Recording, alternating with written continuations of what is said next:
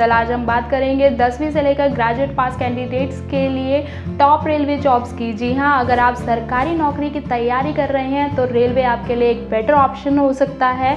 अच्छी सैलरी के साथ अगर आपको अच्छी सुविधाएं भी मिले तो इसमें हर्ज ही क्या है। अगर आप रेलवे में नौकरी के लिए तैयारी कर रहे हैं तो आपको पता होना चाहिए कि रेलवे में कौन कौन सी वैकेंसीज निकलती है और उनका एलिजिबिलिटी क्राइटेरिया और एजुकेशनल क्वालिफिकेशन क्या रहता है।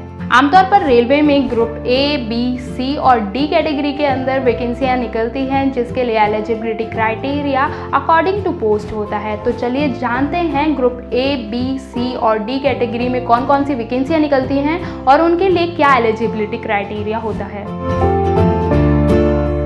ग्रुप ए में ज़्यादातर ऑफिसर पोस्ट होती हैं, जिसके लिए सिविल सर्विस एग्ज़ाम के थ्रू रिक्रूटमेंट होती है। इसके अलावा भी इस कैटेगरी में पोस्ट होते हैं जिसके लिए कंबाइंड मेडिकल एग्ज़ाम और इंजीनियरिंग सिविल सर्विस एग्ज़ाम के थ्रू रिक्रूटमेंट होती है। जहां तक एलिजिबिलिटी क्राइटेरिया का सवाल है, उसके लिए कैंडिडेट का किसी मान्यता प्राप्त संस्थान से कोई डिग्री होना ज़रूरी है, जैसे कि MSc और MBBS। ग्रुप ए में भी ऑफिसर्स पोस्ट होते हैं, जिसके लिए UPSC या फिर प्रमोशन के आधार पर रिक्रूटमेंट की जाती है।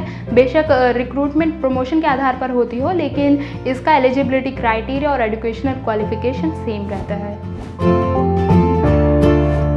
ग्रुप सी में नॉन गजेस्टेड वैकेंसीज होती हैं, जिसमें स्टेनोग्राफर, क्लर्क जैसी वैकेंसीज होती हैं और इसके लिए मिनिमम क्वालिफिकेशन 10th पास है।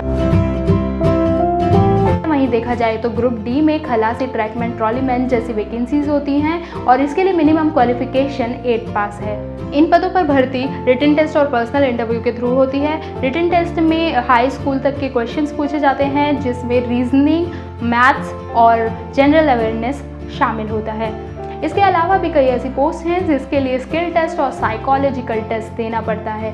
जैसे कि आपने अगर सहायक स्टेशन मास्टर के लिए अप्लाई किया है तो आपको साइकोलॉजिकल टेस्ट से गुजरना होगा। वहीं अगर आपने टाइपिंग और स्टेनो के लिए अप्लाई किया है तो आपको स्किल टेस्ट देना होगा। इसके लिए ज़रूरी है कि आप अपनी टाइपिंग स्पीड पर फोकस बनाए रखें। आई होप आपको ये वीडियो पसंद आया होगा। इसे लाइक करें, शेयर करें और सब्सक्राइब करें।